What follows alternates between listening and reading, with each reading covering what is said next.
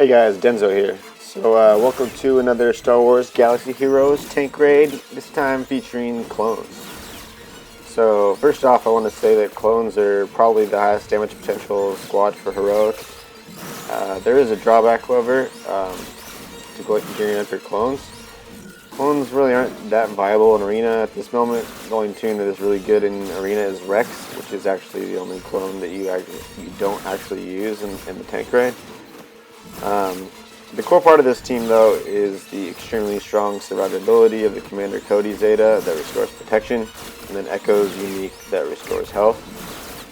From there, the only question is what is the maximum amount of damage I can put out using clones.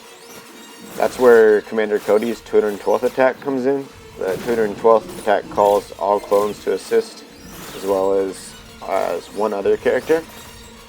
So if this scores enough critical hits, it comes off cooldown immediately and you can keep doing it. If your target has more than 50% health and less than 50% turn meter, Cody's and Echo's basic attacks that are triggered by the 212th restore between 60 and 80% turn meter for Cody. If you add Ewok Elder, which is why I put him in there, that turns into 70 and 90% turn meter.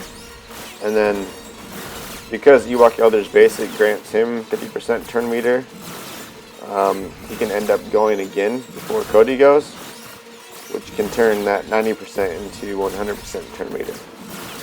So, as you can see, it just leads to a ton of consecutive 212 attacks, which just turns into a lot of damage.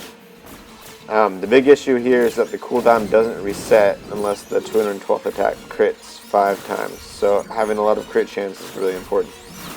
Cody assists as well as 5's double attacks count towards this total, however, so it's very achievable. Okay, so if you have speed down in your target, that gives 5's 2 chances. Echo's assist is almost sure to proc at least once, so he has 2 hits. And then that means you have 7 attempts to crit for each 212th attack, and you need to land 5 for the cooldown to reset. So you'll get a dodge every other 212th attack, so you want to have your team averaging over 80% crit chance so that you can make sure that the cooldown always comes off. And then that's mainly where Cody's leader ability comes in, because he gives you 30% crit chance on top of a fairly high base crit chance across all the clones. For Cody, Echo, and 5's, getting to 100% crit chance means getting to 70% crit chance on your stat sheet. So for Clone Sergeant, his unique gives him an extra 22% crit chance, so to max out you only need to get to 48. But to go deeper into mods, the most important crit chances are on Echo and 5's, as I said, because they attack twice, so you want to get 60 plus crit on both of them. If you have to choose, put slightly more on 5's because his second attack is guaranteed, while Echo's isn't. And then you also want to get at least 50% potency on 5's just to make sure his speed down lands. Over 65 is probably a waste. For Clone Sergeant, the 48 is really easy to get because you only need an extra 8% above his base crit chance. You'll notice I haven't mentioned speed, and this is probably the only time you'll ever hear me say this, but speed does not matter at all. At least for these first 3 characters. You get so much turn meter from all the other sources that you really don't need any extra speed, and are actually better off putting offense primaries in your arrow slot rather than the speed. However, for Commander Cody, you want to 100% focus on speed. He is the source of most of the turn meter for your team, and he needs to be as fast as possible, as fast as humanly possible. Try to sneak in at least 10 extra crit chance so that he gets to at least 45 crit chance on your stats page. For Ewok Elder, speed is really important, but he also has a lot of room to make up for in crit chance because he only gets a 15% bonus from Cody's leader ability. His base crit chance is 40%, however, so that's pretty high base, so that's pretty good. I would recommend first getting Ewok Elder to 60% crit chance on your stats page, and then from there look for ways to make him a little faster. Keep in mind that this strategy will do really well even if average or even poor mods, so don't like freak out if you can get to these numbers. Just don't expect to put up like 6 million like this.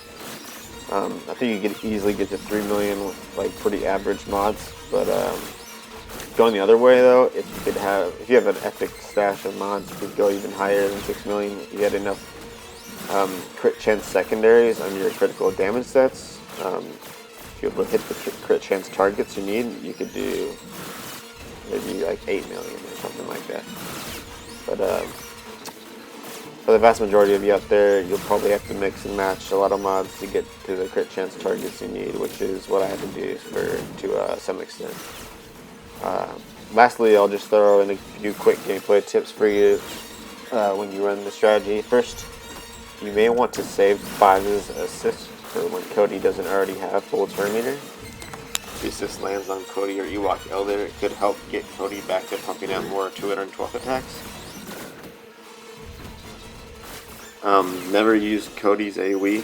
Yeah, no, I did it in this run once, but just don't do it.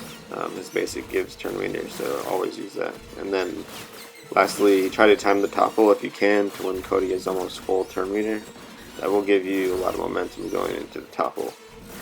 If you watch the topples closely in this video, you can see why that is the case. But that's all I got for you guys today. But if you found this interesting or helpful, please just like and subscribe. And then if you'd rather me just shut up and post a video without my commentary, let me know about that too.